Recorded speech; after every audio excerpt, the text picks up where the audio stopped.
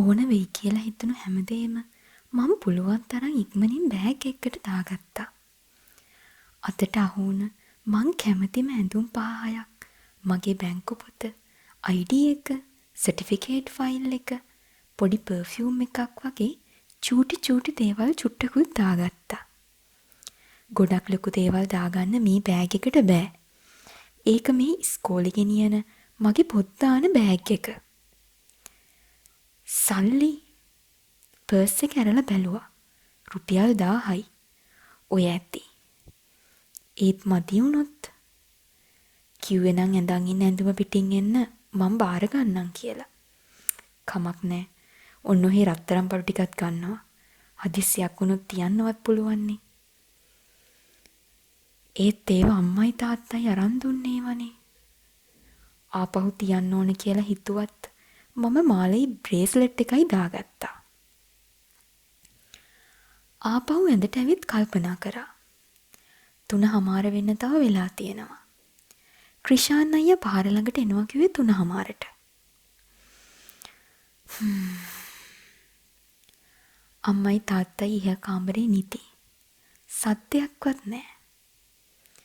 දැන් දවස් 3කට කලින් ඉඳන් මුළු ගෙදරම වෙනස් වෙලා.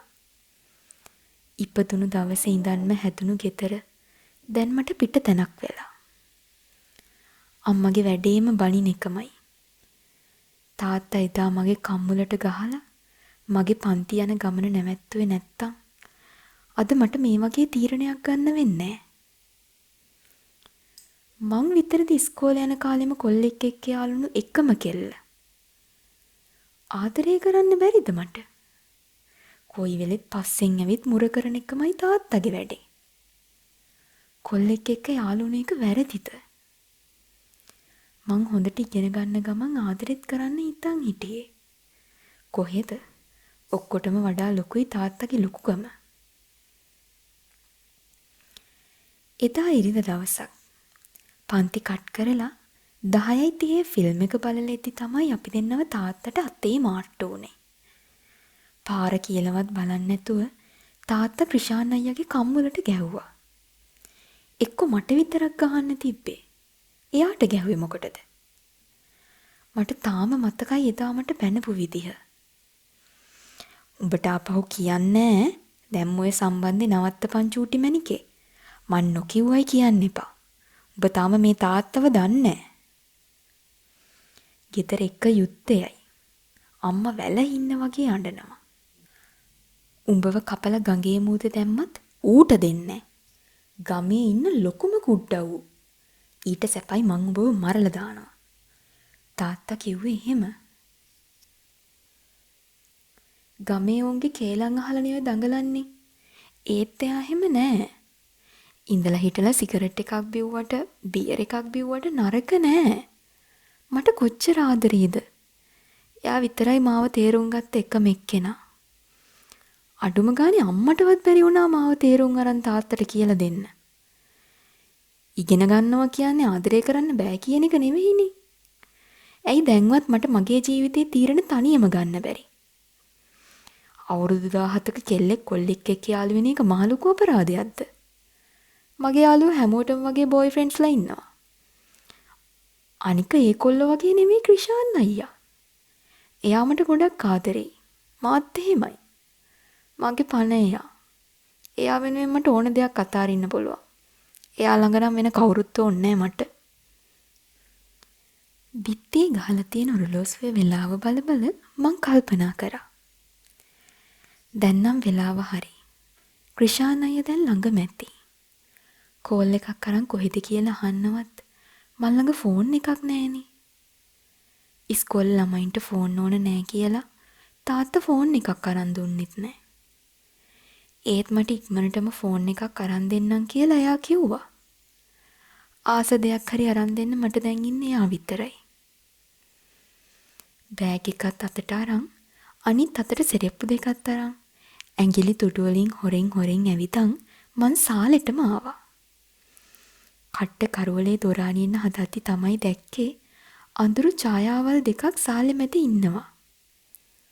ඉකි ගහන සද්දෙන් ඒ අම්මා කියලා මං දන්නවා.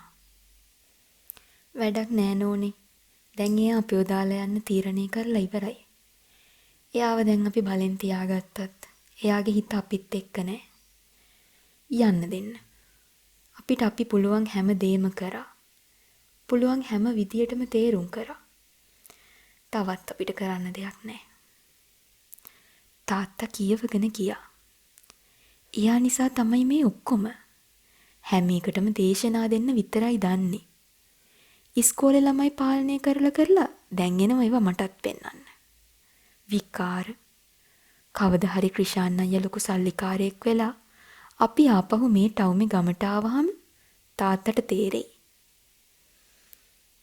චූටි මණිකේ යන්න එපා පුතේ කියලා අම්මා කිව්වත් තාත්තා වහලේ දිහා බලන් හාන්සි පුටුවට වෙලා පැද්දි හිටියා.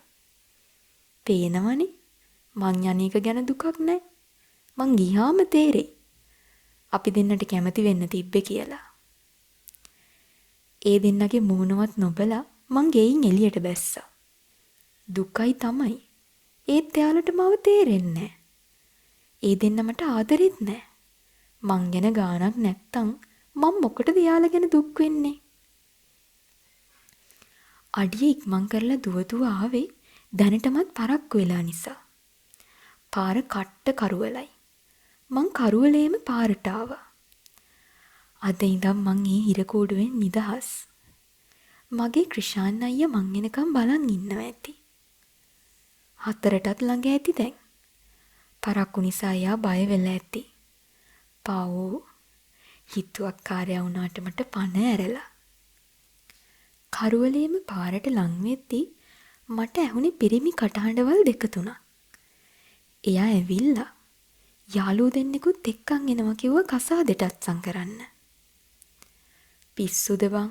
මං ඕකිව කරේ ගහගන්නේ. දැන් 2-3කට ඇද්ද තමයි. ඒත් මට ඕන වැඩේ කරගන්න බැරි වුණා. මට ඕනි ඕකිටයි ගුරාටයි දෙන්නටම පාඩමක් උගන්වන්න. ඒ ක්‍රිෂාන් අයියාගේ කටහඬ. ආපෝ මොකද්ද බං? තවම මුකුත් බැරි වුණාද? දැන් මාස 2-3ක් තියන් හිටියා නේද? මොනවාද බං මෙච්චර කල් කරේ? පොඩි කෙල්ලෙක් අඳ ගන්න උඹට ඔච්චර අමාරුද? ෂිට් බං. උඹ නම් වැඩක්ම නැහැ. ඒ තවත් කටහඬක්. නෑ බං. අර ගුරා කුයි වෙලෙත් පස්සෙන්මයි. පැයක්වත් නෑනි කොහෙට හරි උස්සන්න. ඒ වෙලාව මදි රූම් මදින්න. තවම ෆිල්ම්ස් බෙන්ච් බීච් විතරයි. හෙට ඉඳන් දවස් 2-3ක් තියන් ඉඳලා තෑරලා දානවා. ඕකි කොහොමටත් පාරක් තොටක්වත් දන්නේ නැහැ. වැල්ලවත්ත පැත්තට ගිහින් හොඳ ගානකට ස්පා එකකට දාන්න පුළුවන්. බලමුකෝ. පාන්දර කොච්චර සීතල වුණත් මාව වෙවුලන්න පටන් ගත්තේ සීතලට නෙවෙයි. බයට. ඒ ඇහුණු දේවල් වලට. කෝබන් තාම නෑනේ. එනේ කන් නැද්ද? නෑ ඕකි එනවමයි. පරක්කු වෙලා හරි එනවා මට ෂුවර්. මං ඕකිව ලස්සනට අන්දලා තියෙන්නේ. ඒ මගේ ක්‍රිෂාන් අයියා. කකුල් දෙකේ ඉඳන් සීතල වෙලා යද්දි මං කරුවලේම බිම වාඩි වෙන්න පහත් උනේ කලන්තේ වගේ දැනුණු හින්දා. කෑලි කපන කරුවලේ කවුරු හරි මගේ කට වැහුවා. බයටම මං දගලද්දි කන ගාවින් ඇහුණු ඒ හඬ මම අඳුනගත්තා. බය වෙන්න එපා චූටි මණිකේ. මං තාත්තා. අපි මෙහෙම ආපහු යන්. කරුවලේ කාටවත් පේන්නේ නැහැ. සත්‍යයක් කරන්න නැතුව මේ පැත්තෙන් එන්න. ලෝක දෙකක් අතර හිත අතරමං වෙද්දි අපි ගේ ගාවටත් ඇවිත්. මාව දැකපු අම්මා දුවගෙන ඇවිත් මාව තුරුල් කරගත්තා. අම්මව බදාගෙන මං ඉකි ගගහ ඇඬුවේ බයට දුකට අසරණකමට වගේම පපුව හිරවෙන මොකද්දෝ මන්ද තවත් නොතේරෙන හැඟීම් ගොඩක් හිතට දැනෙද්දි. නාඩා ඉන්නකො චූටි මණිකේ. අන්තිම මොහොතේ හරි මගේ දුවට තේරුණානේ. මම මේ ගිනිපත්තුවේ වී හිටියේ. මං හිතුවේ මට මගේ කෙල්ලව හැමදාටම නැති වුණා කියලා. අම්මා තාම මාව බදාගෙන ඉකි ගහනවා. මං කිව්වනේ මණිකේ හිතේ කේන්තියට ගියාට චූටි මණිකේ ආපහු ගෙදර එනවා කියලා. එයාට බෑ අපිව දාලා යන්න. වෙලාවට මාත් හොරෙන්ම පස්සෙන් ගියේ. නැත්තම් කෙල්ලට කරුවලේම තනියම ආපහු එන්න වෙනවා.